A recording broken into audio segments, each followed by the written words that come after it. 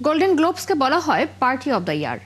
অস্কারের পর হলিউডের সবচেয়ে মর্যাদাপূর্ণ আসরের পর্দা উঠছে আজ। বাংলাদেশ সময় সোমবার সকাল, ক্যালিফোর্নিয়ায় রবিবার সন্ধ্যা। আলোকিত হবে গ্ল্যামার বিশ্বের সেরা তারকাদের পদচারণায়। ৮৩তম আসরের আলো ঝলমলে সন্ধ্যায় জানা যাবে ২০২৫ সালে সিনেমা আর টেলিভিশনের পর্দায় সেরাদের কথা। আরও জানাচ্ছেন Partha Sanjay. Countdown is over. সন্ধ্যায় মার্কিন অভিনেত্রী রিকি গ্লেজারের উপস্থাপনায় পর্দা উঠছে গোল্ডেন গ্লোবসের রোমাঞ্চকর আসরে। কে থাকছেন না সেই সন্ধ্যায়? George Clooney, Julia Roberts, Pamela Anderson, Orlando Bloom, মাইলি Cyrus কিংবা স্নুপ ডগদের মতো তারকাদের দুতিতে উজ্জ্বল হয়ে উঠবে সন্ধ্যা। থাকছে নমিনেশন পাওয়া সেরা সব তারকারা।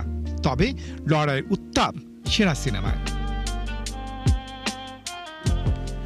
Guillermo del Toro's dream project Gothic science fiction Frankenstein, না ক্লোয়ে জারের ড্রামা হ্যামলেট, নাকি জাফর পানাহির ইট ওয়াজ অ্যান অ্যাক্সিডেন্ট? কে জিততে চলেছে এবারের গোল্ডেন গ্লোবসে সেরা সিনেমার তকমা?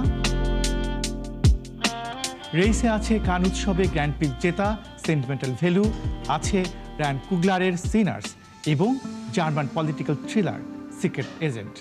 গত বছরের চেয়ে এই বছরের যে 12টা ছবি 2024-এর চেয়ে 25-এর ছবিগুলিকে এগিয়ে রাখবে, এবং সিনার্স যে ছবিটা অনেক ক্যাটাগরিতে আছে নমিনেশন, এবং এটা কিন্তু ব্যবসায়িকভাবে সফল, এবং এটা কিন্তু ভ্যাম্পায়ার থ্রিলার একটা ছবি। এই ধরনের ছবি সাধারণত আপনার এইসব অ্যাওয়ার্ড সিজনের সেরা সিনেমা ক্যাটাগরিতে জায়গা পায় কম।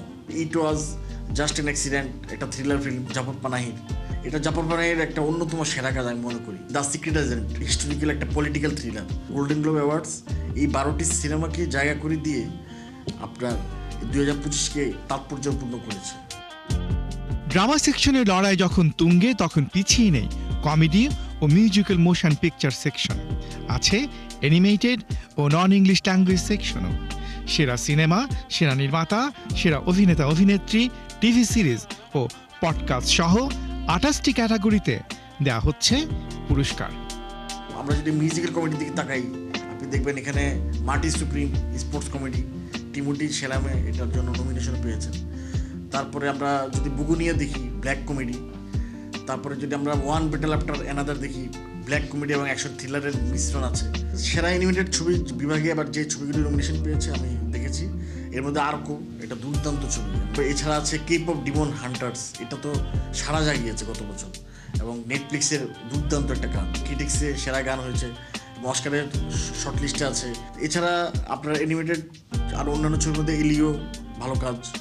ডি ক্লার্ক প্রোডাকশনসের ব্যানারে বিশ্বের প্রায় 400 নির্বাচিত সাংবাদিকদের ভোটে নির্বাচিত হবেন হলিউড ফরেন প্রেস অ্যাসোসিয়েশন আয়োজিত আসরের তারকারা।